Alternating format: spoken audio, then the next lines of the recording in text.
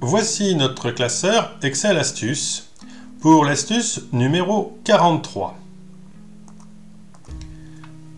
Nous allons mettre en évidence avec une couleur les dates d'échéance qui pourraient être comprises entre deux dates. Donc on dit qu'on va rechercher des dates dans une période. Pour cela, on va utiliser encore une fois la mise en forme conditionnelle. Je sélectionne les cellules de G11 jusqu'à G18. J'active sur le ruban Accueil la mise en forme conditionnelle et je vais créer une nouvelle règle. Je sélectionne la dernière case, utiliser une formule pour déterminer pour quelle cellule le format sera appliqué.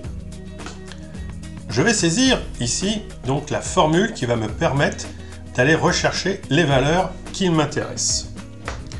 Je commence par égal et je vais avoir deux bornes pour ma période.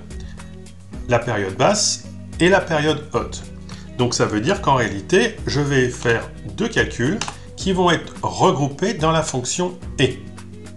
Donc je tape et parenthèse ouvrante. Je vais travailler sur la cellule G11, la première des cellules que j'ai sélectionnées, et je laisse en relatif, car je veux que le calcul puisse s'effectuer sur l'ensemble des cellules de la zone sélectionnée. Supérieur ou égal, et cette fois-ci, je vais lui dire, tu vas te positionner sur la cellule E6. Donc ça veut dire que je souhaite comparer la date d'échéance pour qu'elle soit plus grande ou égale que le début de la période.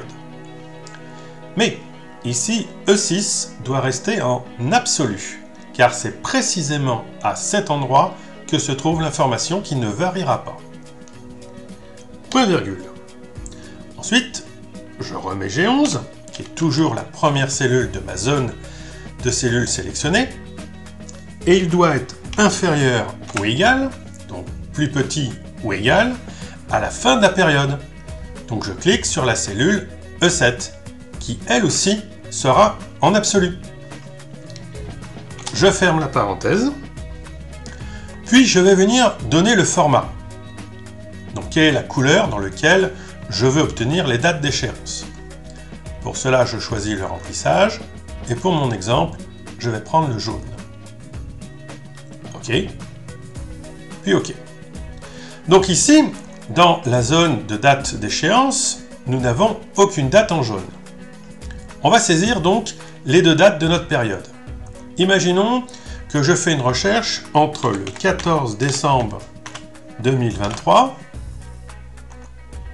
et le 15 janvier 2024. J'ai donc 4 dates d'échéance qui sont comprises entre ces deux dates. Elles sont en jaune.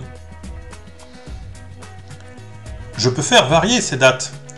Imaginons entre le 1er février 2024 et le 28 février 2024. Il n'y en a qu'une seule, le 2 février 2024. Entre le 1er janvier 2024 et le 31 janvier 2024. Je valide. Il y en a 3. 30 janvier, 16 janvier, 2 janvier. Donc voici le moyen de pouvoir mettre en évidence des dates comprises dans une période. N'oubliez pas de vous abonner à la chaîne et un petit pouce pour dire que vous aimez mes vidéos et le livre qui est toujours disponible. L'adresse pour pouvoir le commander est dans la description.